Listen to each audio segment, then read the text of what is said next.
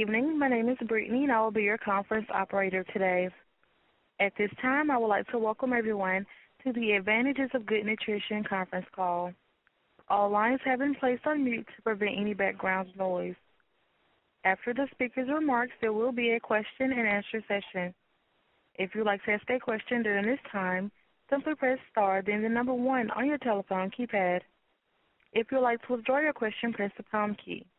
I would now like to turn the call over to our host, Ms. Robin Toohey, Senior Director of Support Groups. Ma'am, you may begin.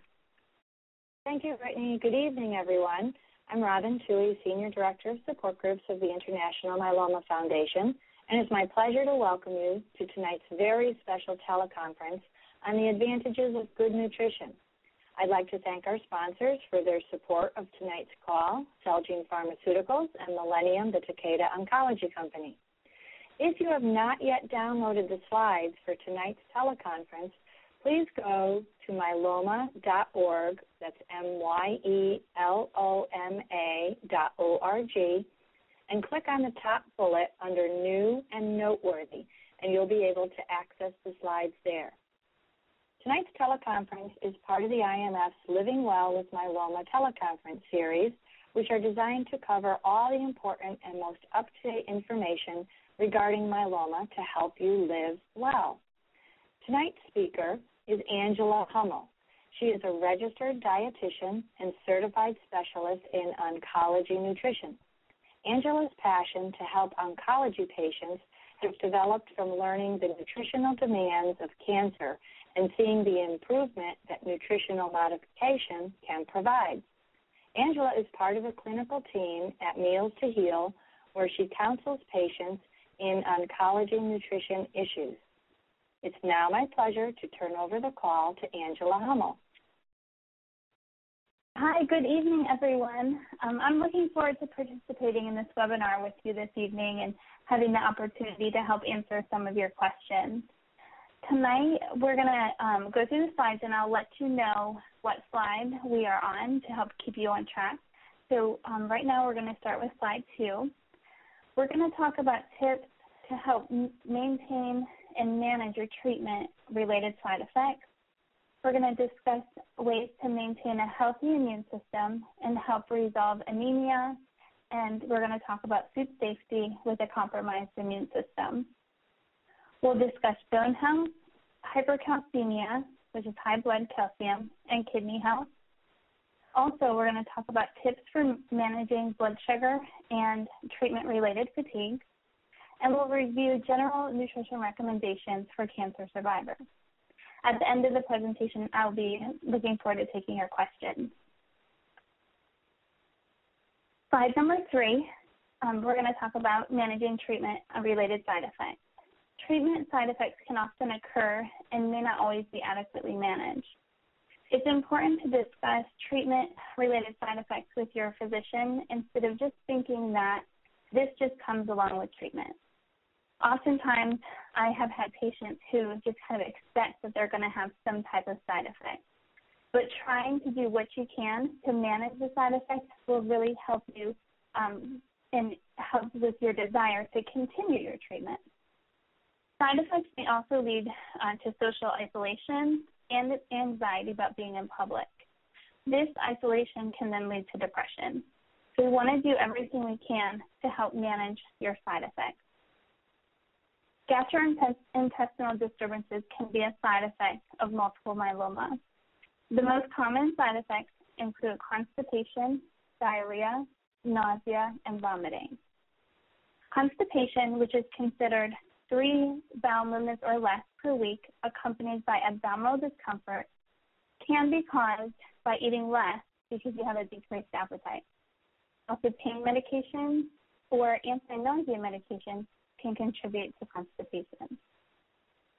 Some tips to help alleviate constipation include drinking plenty of fluid, eating an adequate amount of fiber in your diet, so including things like whole grains and fruits and vegetables.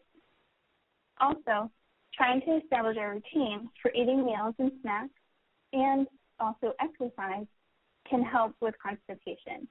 So trying to structure your day similar from day to day when it comes to eating and also with exercising can really help to alleviate some of the constipation. If you're going to be using over-the-counter fiber supplements or bowel medications like laxatives or stool softeners, it's very important to talk with your physician, because there can be some side effects related to those types of over-the-counter medications.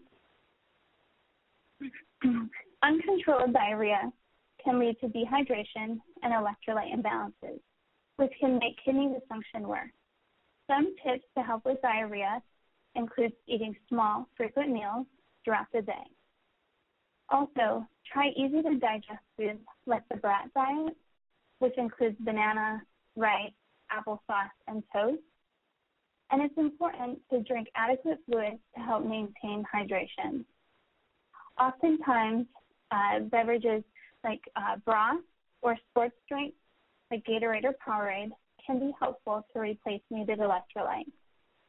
Water or diluted juice or other non-carbonated or decaffeinated beverages can be helpful. If you need to, try clear liquid items like juice, Jello, popsicles, and clear liquid nutritional supplements like Enlive or Boost Free. Also, if you need to, avoid dairy products. If you think that the dairy products, the lactose that is in the dairy product, if you think that's contributing to your diarrhea, it would be best to try to avoid any kind of lactose-containing product. Diarrhea from lactose intolerance can easily be managed. There are many different anti-diarrheal medications that are available to try. Make sure that you talk with your physician if you're having diarrhea. A lot of times I've found that patients that have diarrhea are embarrassed that they have it, and sometimes they won't even tell their physician about it. But it's so important to discuss this with your healthcare team, because medications can be prescribed and can really help alleviate this symptom. Nausea can be a common side effect that often goes untreated. Be sure to talk with your healthcare team, especially if you're finding that you're eating less and losing weight because you have nausea. Some tips to help with nausea include eating small, frequent meals. Sometimes feeling full can make nausea worse. And also the opposite is true. An empty stomach sometimes can make you feel more nauseous. So try to eat throughout the day, having small, more frequent meals to help keep a little bit of something in your stomach. Try to avoid highly seasoned, spicy, or greasy meals. Try to sip on plenty of fluids throughout the day instead of having a lot of fluid all at one time. Sometimes having a lot of fluid in your stomach can make you feel more nauseated. Sometimes flavoring your water with a splash of juice or some fruit slices can help you drink more water, especially if the taste or the smell of water makes you more nauseous. Try experimenting with different temperatures of beverages. Sometimes really cold beverages can be helpful. Other people might prefer room temperature or hot beverages. If you need to, one thing you could try is eating something before you even get out of bed in the morning. So having a pack of crackers or other dry type of carbohydrate food next to your nightstand with your anti-nausea medicine may actually help the nausea from even starting that day. The other thing is to make sure you're taking your anti-nausea medication as scheduled. Sometimes anti-nausea medications can be very costly. So if you're trying not to take them because of the price, discuss that with your physician, and there may be things that can be changed. And also, if your anti-nausea medication is not working, discuss that also with your physician, because there's so many different types of anti-nausea medications, and there's many that work in different ways. You might just need a change, or you may just need a combination of medications. Slide number 4, we're going to talk a little bit about your immune system. Oftentimes, chemotherapy, major surgery, immunotherapy, bone marrow transplantation, and radiation can affect your immune system. Unfortunately, there's not specific foods that can improve white blood count. But the most important thing is to try to strive for the healthiest diet possible. You really want to make sure to include high-quality protein foods into your diet. This would be things like poultry, lean red meat, fish or seafood, dairy products, soy products, or things like nuts or nut butter like peanut butter, almond butter, those types of things. Also, being physically active has been shown to help the immune system fight off infections. And it may also help prevent illness such as heart disease, osteoporosis, and also cancer recurrence. Physical activity can improve your immune system by stimulating antibodies and also the white blood cells to move through the body more quickly than normal. Faster moving antibodies, or the white blood cells, can find and attach to toxins and germs more quickly. Also, another great thing about exercise is it can help to reduce the level of stress-related hormones that are circulating within your body. Research has shown that some people with a cancer experience higher than average levels of stress, and this can put you at a higher risk for infection. Long periods of stress or depression can lead to poor nutrition, which can weaken your immune system and contribute to susceptibility for infection. Lack of sleep, loneliness, or depression can add to stress, so make sure to take some time for yourself. Try to relax and breathe deeply, and also look for an activity that can help relieve some of your stress. Slide number 5. A lot of times, undergoing treatment for multiple myeloma, you can often develop anemia. There's various causes for anemia, and anemia associated with multiple myeloma is not always caused by nutritional deficiencies. You can ask your physician if any changes in your diet will help with your anemia. If you're told that you have iron deficiency anemia, you may be instructed to increase your intake of iron-rich foods. Good sources of iron include red meat, and try to choose lean cuts. Also, iron-fortified foods like breakfast cereals, that's another great source of iron. Baked potatoes with the skin, and also green leafy vegetables. When choosing non-animal sources of iron, try to include a high vitamin C food like tomatoes, bell peppers, cauliflower, or a small glass of orange juice. This can help increase your iron absorption. If you're taking iron supplements, it's best to avoid taking any calcium supplements at the same time. Try to schedule them at least 2 hours apart. One thing that could cause you to not need any iron supplements would be if you've had multiple blood transfusions. This may lead to iron overload. So make sure you talk with your doctor if you're taking any type of iron supplementation and you're receiving blood transfusions. Slide number 6, to talk a little bit about food safety. To prevent getting an infection from food, it's really important to try to follow the food safety guidelines. These same guidelines should be followed by all people, not just people undergoing cancer treatment. The most important thing you can do to protect yourself is to wash your hands before preparing food or eating a meal or snack. General food safety guidelines are important to follow, but extensively limiting certain foods is really not necessary. For individuals undergoing more intense treatment, such as bone marrow transplant, more extensive food safety guidelines will be needing to be followed. So in this case, it's important to get those guidelines from your clinic or your hospital. These guidelines will be a little bit different for you. Slide number 7, some tips to decrease your risk of getting a food-related infection include keeping raw foods separate from prepared foods.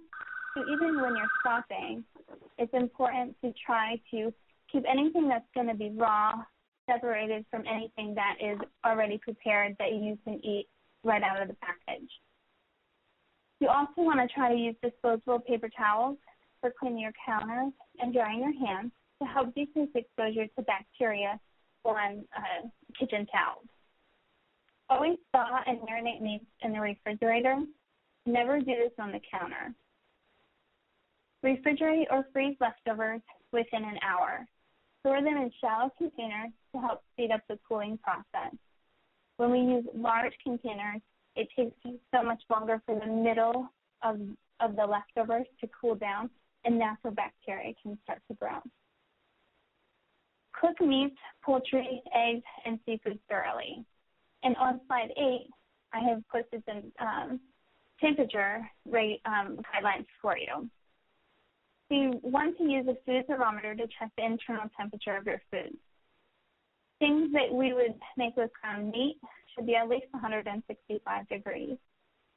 Items like hamburgers, it's important that we try to cook these well done because the meat has been ground, so the outside of the meat has been moved to the inside of the burger, and that's where the bacteria may not have been killed off.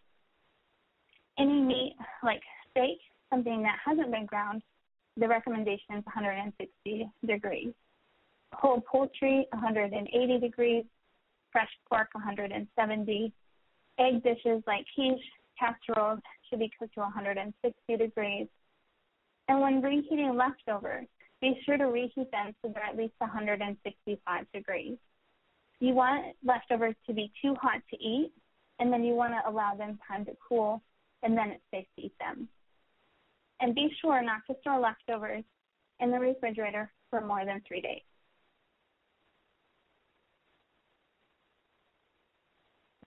All right, slide number 9. About 90% of patients with multiple myeloma will develop osteolytic bone lesions at some point during the course of their disease. We want to talk a little bit about nutrition, exercise, and some other ways to help maintain bone health. A well-balanced diet can provide the necessary requirements for protein, calcium, vitamin D, magnesium, and vitamin K needed to help maintain bone health. Do your best to eat a balanced meal, even if you're not feeling up to preparing meals. If you're choosing quick foods just to satisfy hunger or because you know you need to eat something, try to make sure that those foods consist of some type of whole grains, fruits, vegetables, or high-quality protein sources. If you're in the habit of grabbing crackers, pastries, or drive-through meals, you are going to be missing out on valuable nutrients that are required to help keep your bones strong. Adequate calcium intake is important for bone health. The recommendation for adults under 50 is 1,000 milligrams per day. And if you're over 50, it's 1,200 milligrams per day. Good sources besides dairy products include canned sardines and salmon with the bones, calcium-fortified juice, broccoli, kale, bok choy, and spinach. Also, soy-based foods like tofu and soy milk is another source of calcium. Some things to consider when you're taking a calcium supplement. Some calcium supplementation can cause some constipation in some individuals, so it's important to make sure that you're taking in adequate fluids and fiber with this type of supplement. Also, divide the dose into 2 daily doses. Anywhere 500 to 600 milligrams per intake is the recommendation. Our body is unable to absorb more calcium than that at one time. So try to take one of the calcium supplements in the morning and the second half of the calcium supplement in the evening. It's also important to get adequate vitamin D to help support bone health. 600 international units per day is recommended for individuals from 19 to 70 years old, and 800 international units is recommended for individuals over 70 years old. Good sources include vitamin D fortified foods like milk, yogurt, and margarine, also salmon, herring, sardines, and the yolk of an egg is a great source of vitamin D. Now, vitamin D is also converted to the active form in your skin when exposed to sunlight. So adequate sun exposure can also be helpful to maintain vitamin D levels. The recommendation is to have at least your hands and face exposed for 15 to 20 minutes 3 times per week without any sunscreen. After 15 minutes, the use of sunscreen is recommended. Magnesium intake is another another nutrient that is important for bone health. Good sources will include tofu, beans and nuts, green leafy vegetables, and everyone's favorite, chocolate. Vitamin K intake is another nutrient that is really important for bone health. So good sources, a lot of you probably are aware of green leafy vegetables, cabbage, oils like canola oil, soy oil, and sunflower oil. Now, I know that a lot of times you might be on warfarin or Coumadin for blood clots. So one thing that is important when it comes to vitamin K intake is if you start any new supplements, anything like a daily multivitamin, any supplements for bone health, or start drinking any vitamin-fortified nutritional drinks, you should make sure that your physician is aware. This could throw off your lab values. Also, one of the things you want to do in regards to your diet and vitamin K intake, if you're on Coumadin, is to make sure you're having a consistent vitamin K intake. So one suggestion could be to try to include 1 serving of green leafy vegetables per day. If you typically have a salad every day, that would be okay. The important thing is to try to do that consistently.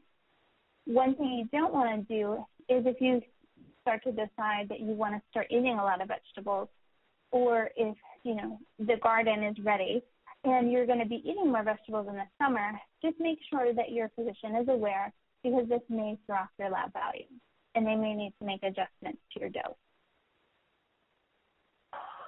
Oftentimes, your physician will prescribe calcium and vitamin D supplements if you're taking bisphosphonate. It's important to know your blood levels of vitamin D, and most insurance companies will allow you to have your vitamin D levels tested every 6 months or at least once a year. A lot of bisphosphonates, like Zometa, require supplementation. So you may be placed on a vitamin D supplement of 1,000 international units a day, and also, again, the calcium supplementation would be something else that you may have been prescribed. Weight-bearing activity promotes bone density. If you're able, strive for a daily exercise and strength training at least 2 times per week. Discuss your plan with your physician and start slowly. Oftentimes, bone fractures and bone pain can affect the level of activity that you're able to do. We definitely want to start a plan slowly and do this carefully. Alcohol intake and smoking will negatively affect bone health. We know that alcohol has been implicated as a major contributor to bone loss. Also, alcohol intake often displaces a well-balanced diet and can interfere with the absorption of many of these much-needed nutrients. If you're receiving radiation treatment for tumor control or prevention of bone fractures, try to focus on staying hydrated and eating as healthy as possible to help manage any radiation-related fatigue. Hypercalcemia on slide 10. This is often something that you may notice that your physician has been checking your calcium levels in your blood. Bone destruction is believed to be partly caused because of the tumor cells within the bone marrow. And a lot of times this can result in calcium being released from the bone and into the bloodstream. This will cause a weakening of the bone.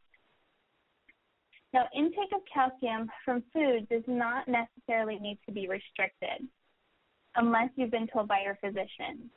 Your intestinal system will help to manage the absorption of calcium when your blood levels are out of range. If you have hypercalcemia, you may be advised not to continue or start any vitamin D or calcium supplements. Vitamin D can actually increase calcium absorption in the intestine. Make sure to tell your physician if any calcium source, if you start taking any calcium source, or anything that you might be taking like antacids. Items like Tums can provide up to 800 milligrams of calcium just with 2 Tums, and that's more than half of your daily recommendation. If you do have hypercalcemia, it's important to maintain hydration. Dehydration can lead to elevated blood levels and also greater symptoms. If you have kidney disease, discuss the appropriate amount of fluid that you should be taking. You don't want to overdo your fluid intake and cause any problems. Slide number 11, we're going to talk a little bit about kidney health. We know that kidney dysfunction is one of the common clinical features of multiple myeloma. It is very important to try to eat a well-balanced diet so you're not taxing the kidneys with too much of one specific nutrient. The kidneys help filter many different nutrients, but a few important nutrients are more difficult for the kidneys to filter. So things like sodium, protein, potassium, and phosphorus may need to be monitored in individuals with kidney dysfunction. High sodium intake can be difficult on the kidneys. It is, in general, it's recommended that all individuals watch their sodium intake. Sodium intake can also affect the bones and your bone health. So when we eat an excess amount of sodium, it causes an increase in urinary excretion of calcium, which can negatively affect bone health. We want to strive to eat less than 2,000 milligrams of sodium per day. On your slide, I put a picture of the nutrition facts label. And one thing I like to do is just go over couple tips on how to read a nutrition facts label. Some of you may be really comfortable. But one thing I really like to always point out is the starting point. You always want to look at the serving size. It's important to look at the serving size because all of the numbers on a nutrition label are going to be related to the amount of that serving size. For this example, this is a serving of macaroni and cheese, and the serving is 1 cup. So this 1 cup serving of macaroni and cheese has 470 milligrams of sodium.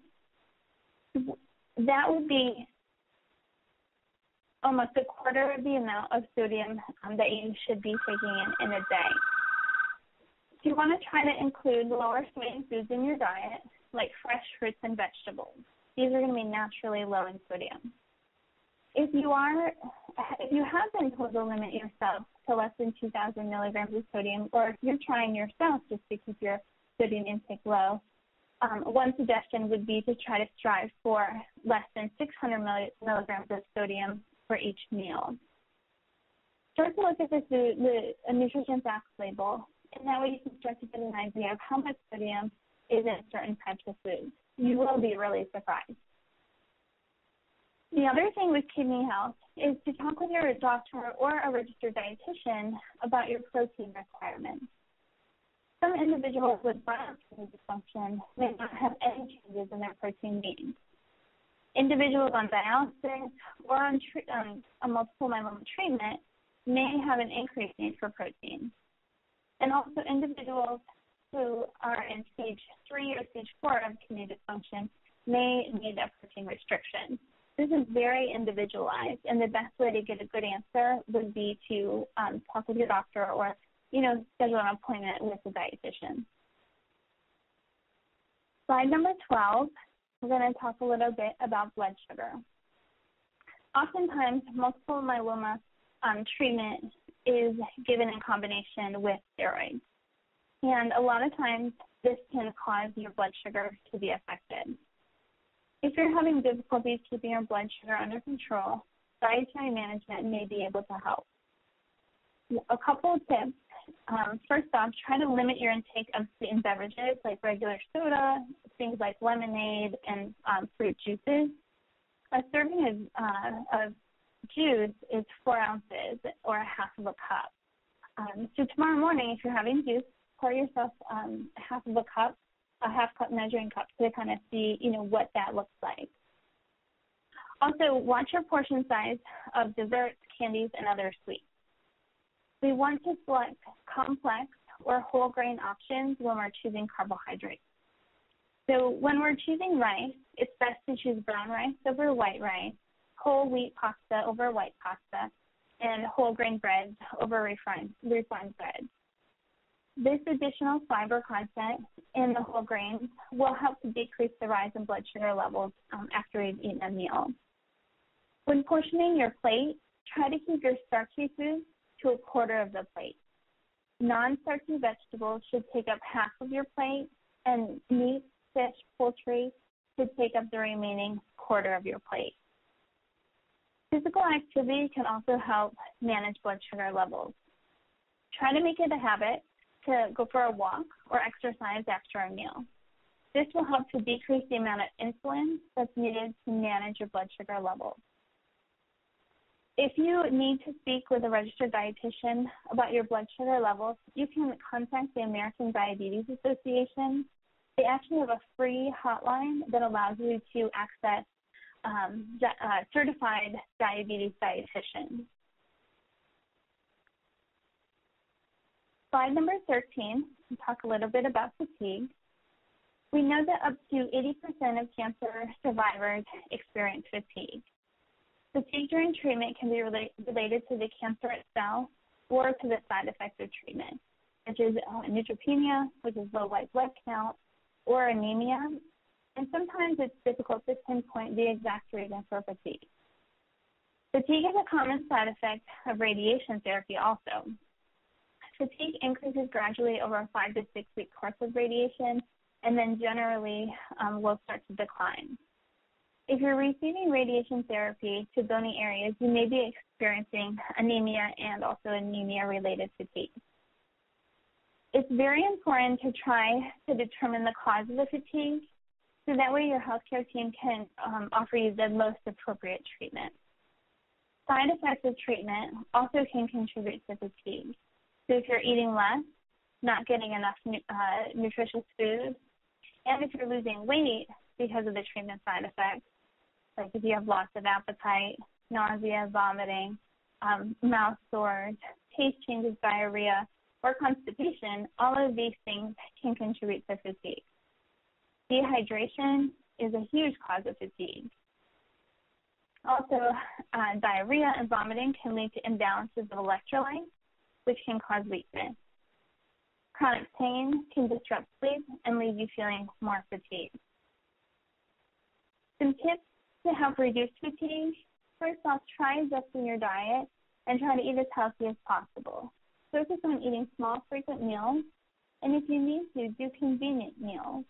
So when you feel up to preparing meals, prepare more than you would eat at the time, and then keep some in the freezer. So that way it's ready and available for you to pull out, thaw, and reheat on days when you're not feeling up to cooking. Getting enough calories and also making sure you're including high-quality protein foods such as eggs, lean meats, beans or legumes, nuts and dairy products. This is also going to help to alleviate some of the fatigue. Also, by eating nutritious foods, you can also ensure that you're getting the vitamins and minerals that your body needs, which will also help. Try to stay hydrated. Drink at least 8 cups of fluids per day unless otherwise instructed by your physician. And try to count those 8 cups as non-caffeinated beverages. So if you're having coffee, don't count that into the 8 cups of fluid.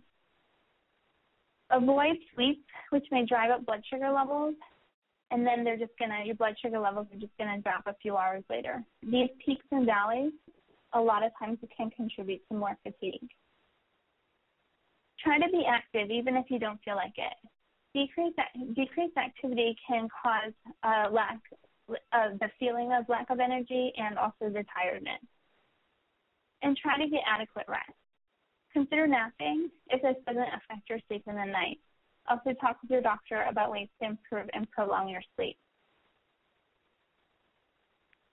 Slide number 14, I want to talk a little bit about some dietary supplement use. There are only general recommendations regarding supplement use when receiving treatment for multiple myeloma. Of course, it's best to discuss these, any supplement intakes with your healthcare team. Now, most studies that have been conducted to determine the interaction of Velcade and green tea have not been conducted in humans. There's a concern that green tea or green tea components may interfere with the effects of Velcade. It appears that moderation of green tea is safe, but one thing you want to do is you want to avoid green tea intake on a day of Velcade therapy, and also supplements of green tea or green tea components like EGCG should be avoided since the dose is much higher than you would normally consume from drinking 1 6-ounce cup of tea. Vitamin C and E may interfere with the ability of Velcade to kill cancer cells.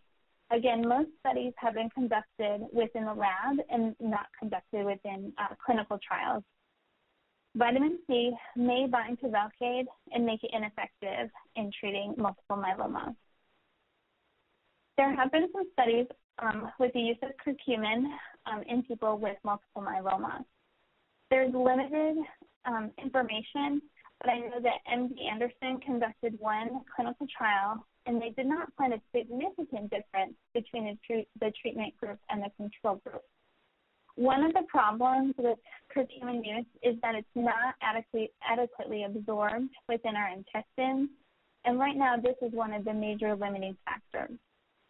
Curcumin is rated grade C for the use in cancer treatment, which means that right now we have unclear scientific evidence for its use. There are many supplements that have been studied for peripheral neuropathy. If using glutamine, vitamin B6, or folic acid, make sure that you're not taking a dose that is above the tolerable upper intake level, and discuss your dose with the healthcare team. Remember that dietary supplement safety is not regulated by the government. It's solely the responsibility of the manufacturer to provide a safe product. So no one is monitoring them to make sure, what they say is in the product is actually in the product. So if you're interested in checking the quality of your dietary supplement, you can actually check with Consumer Labs. They have a website, and also the United States Pharmacopoeia. Both of these companies are non-for-profit companies that set standards for dietary supplements.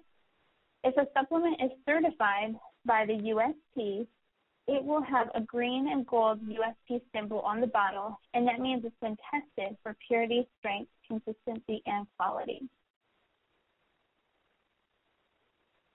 Slide number 15, talk a little bit about survivorship. Once you've been diagnosed with multiple myeloma, we know that people are living longer with the creation of new therapy. So although the disease is incurable, we know that overall survival and progression-free survival have improved dramatically. Some important tips for survivorship include maintaining a healthy body weight, adopting a physically active lifestyle, consuming a healthy diet with emphasis on plant sources. You want to try to strive for 5 to 9 half-cup servings of fruits and vegetables per day. Strive to make half of your grains whole grains. Limit red meat to less than 18 ounces per week. Limit processed meats as much as possible. Things like sausage, bologna, bacon, those types of meats. Strive for 2 servings, a 3-ounce portion of fatty fish per week. If you drink alcohol, do so in moderation. No more than 1 drink per day for women, and no more than 2 drinks per day for men. Slide number 16, some starting points with your survivorship. Make half of your plate non-starchy vegetables. So this would be one place that you could start. Include 1 colorful fruit or vegetable in each meal daily. Eliminate 1 sweetened beverage and replace it with water. Or you could strive to keep meat portions to a quarter of your plate. Try a new grain. Also try to make 1 dinner meal per week a vegetarian option. and also include your spouse, your children, and your friends. Slide number 17, I want to talk a little bit about physical activity. We know that everyone can benefit from some type of physical activity. A balanced exercise program can help restore joint and muscle flexibility. By including flexibility training, such as strength training and stretching exercises in your exercise program, you can help offset naturally occurring muscular and skeletal changes that can have an impact on your daily life. There's good evidence that physical activity during treatment can help you cope with common side effects of treatment, such as fatigue, pain, or nausea, and also improve your physical and functional well-being, improve overall quality of life, and also moving your muscles, even if in a limited fashion, is essential for maintaining your strength and energy level. If you're considering beginning an exercise program, keep in mind that you need to talk to your healthcare team first and make sure that exercise is a possibility for you during your treatment. Also, ask about any limitations that you need to keep in mind. It's important not to overdo it. Start with activities that are not too strenuous and set small goals. Then build up to a moderate exercise. Over time, commit to exercising regularly, 5 or more times per week for at least 30 minutes, or the duration recommended by your healthcare team.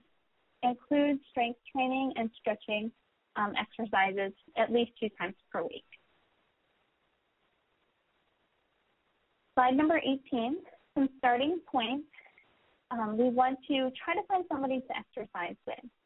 I know that exercising can be difficult to get going because of the feelings of fatigue. Also, your schedule is full. You have some lack of interest at this point in time. Or if you've had a sedentary lifestyle before a cancer diagnosis, now is the time to make a change. Some kind of tips, some places where you could start would be to take a 10-minute break from sitting at the desk or in your chair, or if you've been driving for long distances. Find a fun activity that includes movement and get your family involved. If you're limited on your activity or confined to a bed, talk with your healthcare team about doing physical therapy. Light physical activity can actually help you cope with fatigue, stress, and emotional loads. There are some situations that should be discussed with your healthcare team before starting physical activity. If you have severe anemia or a compromised immune system, it may be best for you to exercise at home and to avoid public gyms. Also, if you have significant peripheral neuropathies, you may not be able to exercise with your affected limbs. So you might feel a little off balance, and you may prefer to do something that's safer for you. A lot of times, community and gym programs often offer options for people beginning physical activity for the first time. So look for any kind of free programs that might be in your area. Also, you can look for a Live Strong program at a local YMCA, and a lot of times the YMCAs will have something like that for you, and people are trained, to help with cancer patients. On slide 19, I just provided some resources for you. One thing I do want to point out is about halfway, a little more than halfway down, you can go to eatright.org, or you can go to oncologynutrition.org and help search for a dietitian. So if you're looking for someone that you can meet with on a one-to-one basis, that's a good place to start. And now I think we're going to open it up for questions. Okay, so Angela, that was really informative. So take a break, get a glass of water for a second. You really provided us some good information to start thinking about. We do have one question tonight that's an email question. This patient is having trouble maintaining a healthy weight after chemotherapy because he had gastric bypass many years ago and can only eat a very restricted amount. He would like to know what healthy foods he can eat to maintain a healthy weight. Okay, great. Yes, this is a very unique situation. One thing that can be really helpful is to focus on doing small, frequent meals that are spread throughout the day. So no longer worrying about breakfast, lunch, and dinner, but instead, doing more of a grazing type of meal plan. Also, because he needs some extra calories, one thing he can do is to try to include small portions of healthy, high-calorie choices, so things like nuts and seed butters, also fatty fish like salmon or tuna, any kind of healthy oils that he can add to his foods, and items like olives and avocados. Those are all really high in calories, but it's all really healthy calories. Good. That was great. Thanks, Angela. So now, operator, let's open this up to questions to participants. And if you have a question you would like to ask Angela, please remember to keep it general in nature so it will benefit all listeners on this teleconference. Brittany, do we have any questions? At this time, if you'd like to ask a question, press star, then the number 1 on your telephone keypad. We'll pause for just a moment to compile the Q&A roster.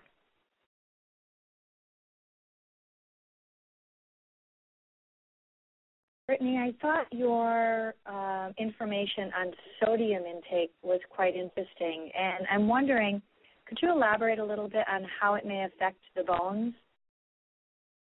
With the sodium intake, what happens is when we have a high intake of sodium, it causes us to have a higher urinary excretion. So because you're going to the bathroom more often and more fluid is traveling through the kidneys, it can actually cause you to lose calcium through the urine. So you no longer have that, you don't have as much calcium circulating. Okay, good. That's good information. Many of our myeloma patients also have kidney issues as well as bone issues, so I think that's a really important reason to perhaps consider a low sodium diet. Mm-hmm. Okay. Yes, and the general recommendation is definitely to try to, maintain a lower sodium intake. Okay, great. Brittany, do we have any questions? You have a question from Tana Montaro. Hi. Yes. For steroid, the strategy for dealing with steroids of the hunger and therefore overeating and also sleep, that it's really hard to sleep with the steroid use. So any strategies for those two things? One thing with steroids and the insomnia that can be caused from them, if it's possible to take your steroids earlier in the day, that would be something that could help with insomnia. In regards to the hunger that can come on based on, the steroid intake, if you're able to really focus on low-calorie foods and including lots of fruits and vegetables as snacks, doing what you can to still be able to snack, but trying to just keep those calorie levels lower so that way you don't have as much problem with weight gain. That can be really helpful. I do take the steroids in the morning, and it's still an issue. Yeah. Okay, yeah. I would definitely see if you can talk with your physician if there's any suggestions. And I'm not sure if you're able to do exercise, but one thing is, the exercise can also kind of tire you out a little bit more, and so maybe that would help benefit you. Yeah, I do exercise. Well, thank you. Thank you very much. You're welcome. You have a question from Ken Duvalis. Yes, hi. The bottom of slide number 8, you didn't mention it in your talk, but I'm reading about the sushi and raw nuts and honey were the concerns I was wondering about. What do you say about that?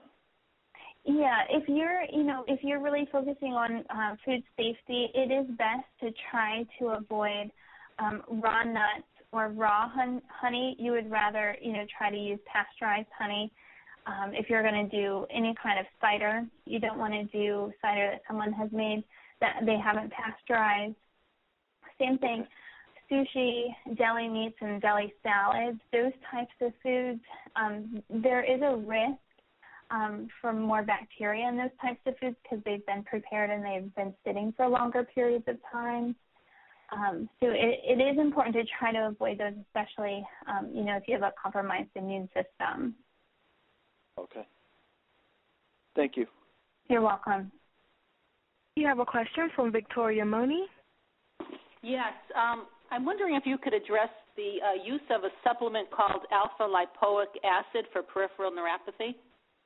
That is something that is used. That a lot of times people will use that. The only concern that there is with that is that it may affect some absorption of some of the multiple myeloma medications. So you do have to be a little bit careful with that. There was one study that was conducted in 2009 that found that the supplement may reduce the effectiveness of Velcade. So I would definitely talk with your physician just to be sure, at least letting them know, that you're taking something like that. He was the one that recommended it, and I am on Velcade, but I am getting excellent results. So apparently it's not effective. People are not familiar with alpha-lipoic acid, and I just thought it should be brought up. Yeah, I'm glad that you're having good results. Thank you. You're welcome. You have a question from Gail Pollard. Yes, I just started taking Revlimid this week orally, and I was wondering what vitamin or mineral supplements I should not take at the same time as Revlimid. Because during the day, I take vitamin supplements and mineral supplements and everything, and I take my Revlimid in the evening. Okay. I would really I would take the list of supplements that you have. I would take a whole list into your physician, and I would allow them to go over that because there may be things possibly that could interfere with absorption, and so, you would want to time that correctly. Plus, also, your physician may want to look at the dosing that you're taking just to be sure, that you're within the adequate level. Okay, thank you. You're welcome.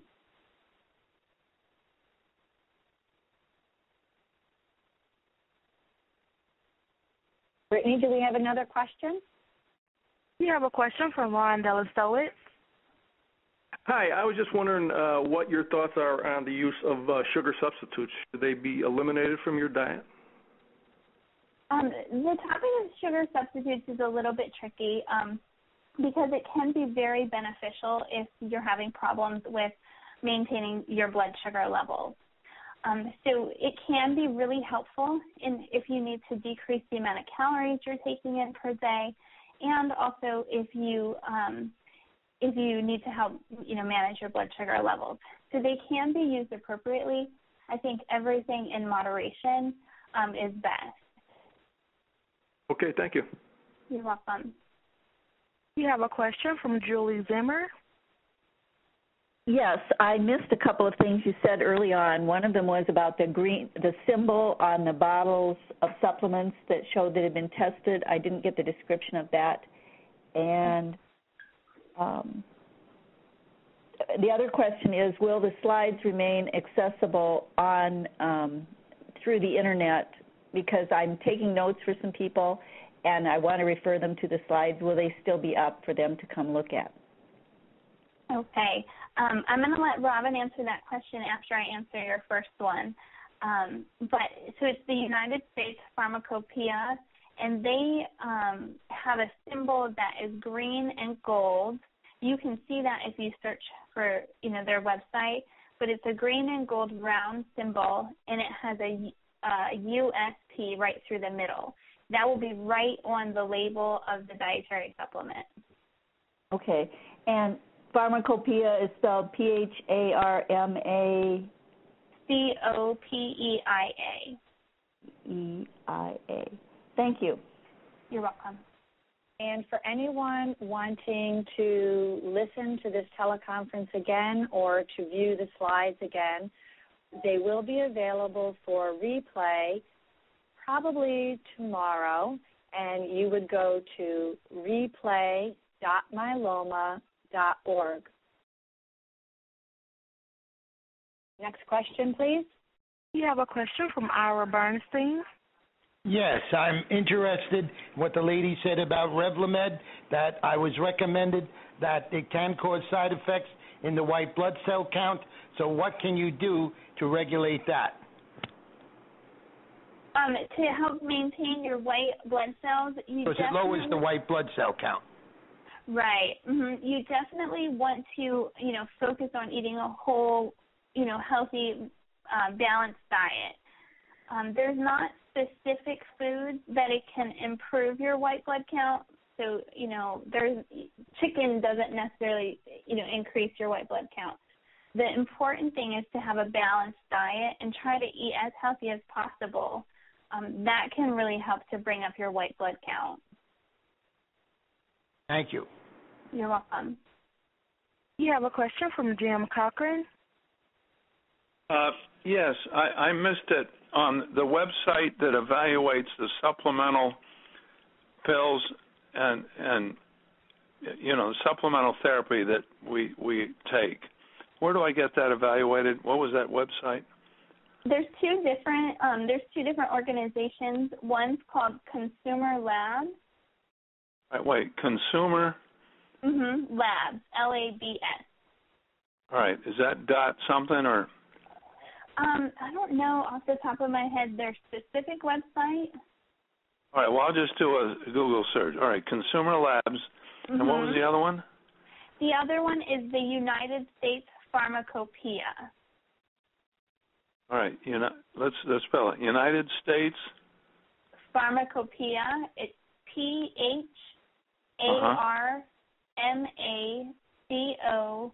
PHARMACOPEIA. Jesus, Pharma, COPIA. All right. Is that dot something, or just do a search on that? Yeah, I don't know their specific website, but let me look for that to make it easier. And the three examples, my computer went down, lost battery, for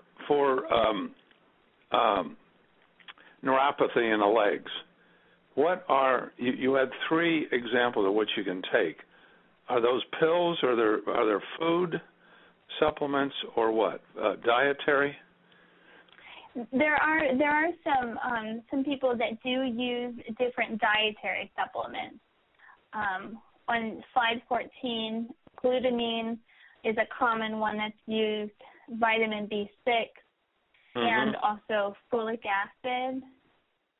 So you could get pills or supplements with those in them, right? Well, that would be something, to discuss with your physician, because there's certain dosing that you may have to try. Okay. All right. Thank you. You're welcome. You have a question from Gretchen Gringer? My question was regarding the sugar substitutes as well, but specifically with diet drinks. Is there any need to restrict your intake of diet drinks? You do want to, try to focus on, getting as much water as you can. So try not to only use diet drinks as your fluid source. It is best, to try to get some water to maintain hydration. Some drinks, even if it's diet cola, like a dark diet soda, is higher in phosphorus, which can actually interfere with some of your calcium in your blood. So you do want to try to focus on using water as your beverage instead of just focusing on diet beverages. Thank you. You're welcome.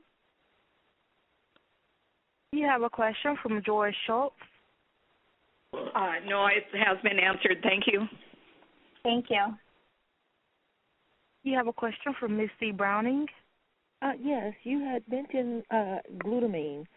I had read somewhere that L-glutamine is not recommended for myeloma patients, or are those two different types of glutamine? One says L-glutamine and one just says glutamine? No, so glutamine is an amino acid, so it's like a little part of protein. And but glutamine itself, there is some controversy whether that should be used with cancer patients. A lot of times what it's prescribed for is to be used for peripheral neuropathy or things like mouth sores or sometimes diarrhea, because glutamine that amino acid can actually help to repair tissues. So you're saying it's the glutamine is okay? No, I was just talking in general. These are just things. The glutamine is just something that is used. So I would definitely recommend, talking with your doctor about using glutamine if you have peripheral neuropathy, because you might be on specific medications or you might have a certain situation where you definitely would not want to take glutamine. Okay. Thank you. You're welcome. Brittany, we're going to start wrapping this up. I think we'll take one more question. Okay, you have a question from Jan Martin Bob. Hi. I have two simple questions. One has to do with the belief that sugar feeds cancer cells. And the second question is, should green tea be used by patients being treated with other medications other than Velcade? To answer your first question about sugar feeding cancer and that theory that is out there, the reason that theory is there is because all of our body, every cell in our body, the healthy cells and the cancer cells, like to use sugar as energy. So in general, that's what our body prefers. And cancer cells do need to have energy in order to grow.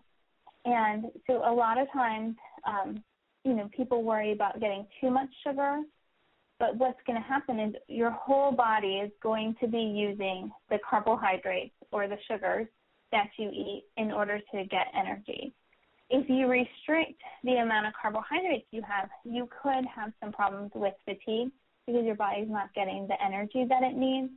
Mm-hmm. And it is important to try to restrict a lot of sugar from, unhealthy foods, desserts and sweets, candies, sweetened beverages, those types of things, because we know that those things are not healthy for us. And then your second question, if you could repeat that. If a patient is not being treated with Velcade, but is being treated with other oral chemo, should green tea be consumed? Green tea in general, like a cup of green tea, if you're brewing that yourself and not using like supplements and things, can be included in a healthy diet. So anything in excess, so for anyone, anything that you're taking, more than moderation, that's generally not recommended. So if you're just including a cup of green tea and, within your diet, in general, that is okay, and it can be included in a healthy diet. Okay, thank you kindly. You're welcome. So thank you, Angela. This has all been very helpful, and I want to let the rest of you out there know if your question was not answered tonight, we know that nutrition is a very, very important topic, and that's why we're having this call tonight. Dr. Dury has very kindly said that he will be taking questions on nutrition, and you could submit your questions to the International Myeloma Foundation's weekly web series, Ask Dr. Dury at myeloma.org. I will spell that out for you. It is all one word, AskDRDURIE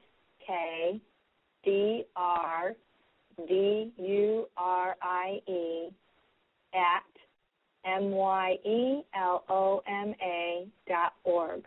Ask Dr. Dury at myeloma.org. You also might want to do a search on the IMF's website.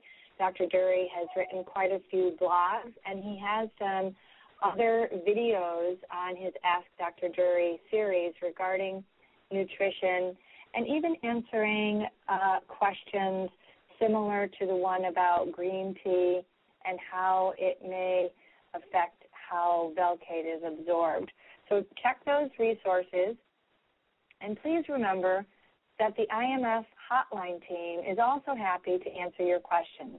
You can reach them at 1-800-452-2873, Monday through Thursday from 9 a.m. to 4 p.m. Pacific, and on Friday, our summer hours are from 9 a.m. to 2 p.m. Pacific. So thank you to the support groups that dialed in tonight for listening, Cincinnati, Ohio, and Brooklyn, New York. And most importantly, thanks to all our participants on this call. We hope that you found this call beneficial and informative. And Angela, we thank you again for all your information. Everyone, have a lovely evening.